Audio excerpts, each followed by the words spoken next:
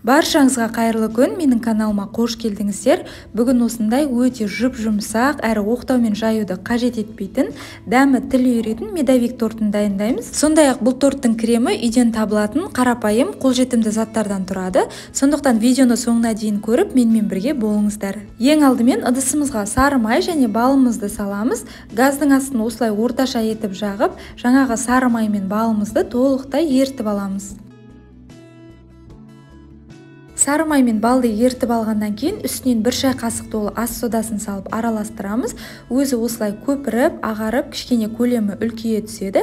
Және осы газдың үстінде шамамен 2-3 минуттай ұстайтын боламыз.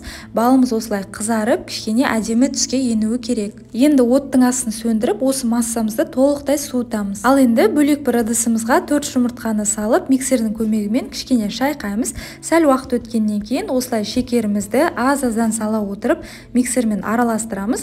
Біздің жұмыртқалы массамыз көлемі 2 есе ұлғайып, осылай ағара түсуі керек. Енді осының үстінен жаңағы суытып алған балды массамызды құйып, миксердің көмегімен барлығы біркелкі болғанша араластырып шығамыз. Барлығы толықтай араласқаннан кейін алдын ала електен өткізіп дайындап алған ұнымызды осылай 3-ке немесе 4-ке бөле отырып салып, барлығын жақсылап венчикпен араластырамыз.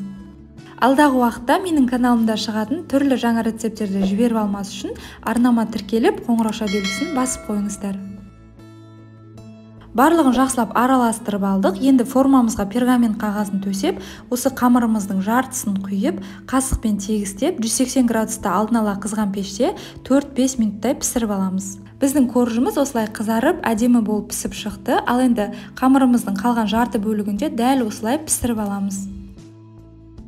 Екі коржымызды да осылай пісіріп алдық. Өздеріңіз көріп тұрғандарыңыздай өте жұмсақ әрі сынып кетпейді. Ал енді тортымызға крем дайындаймыз. Ол үшін ыдысымызға 3 жұмыртқаның сарыуызын саламыз.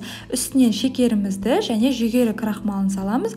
Және ванильді қанттан да кішкене қосып, барлығын жақсылап венчикпен бір араластырып аламыз. Барлығы осылай біріккеннен кейін үстінен сүтімізді құямыз. Сүттің температурасы маңызды емес. Тағы да бір араластырып, оттың астын орташа етіп жағып, осы массамызды қойып, үздіксіз осылай араластырып отырамыз. Қазір біздің қайнатпалы креміміз қоюлану барысында түйіршік болып қалмас үшін осылай үздіксіз араластырып отырамыз. Көріп тұрғандарыңыздай осылай қоюлана бастаған кезде газдың астын өшіріп, кремімізді бөлек бір ыдысқа құйып, бетін пленкамен жауып, толықтай суытамыз. Ал енді ыдысымызға қойытылған сүтті, яғни сгущенкамызды құямыз. Оның үстінен бөлме температурасында жұмсарып тұрған сары майымызды салып, барлығын жақсылап миксермен осылай ағарғанша шайқап шығамыз.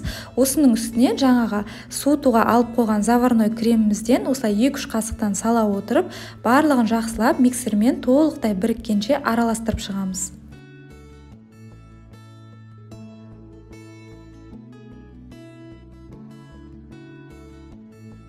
Бізде осындай кішкене сұйықтау, бірақ өте дәмді әрі нәзік крем шығады.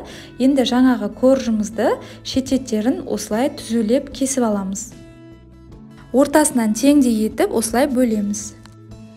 Шетіндегі корждарды осылай бір пакетикке салып, оқтаудың көмегімен немесе блендермен ессеңіздер де болады. Қазір біз бұл крошкамен торттың бетін әсемдейтін боламыз.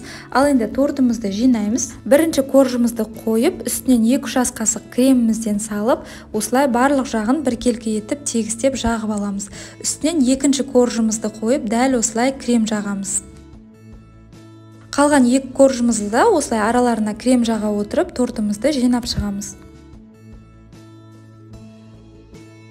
Торттың жан жағына да осылай кремді тегістеп жағамыз.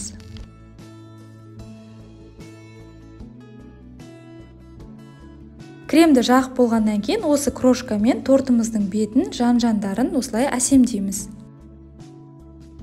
Дайын болғаннан кейін тортымызды кремдері сіңу үшін тоңазытқышқа 3 сағатқа қойып қоямыз.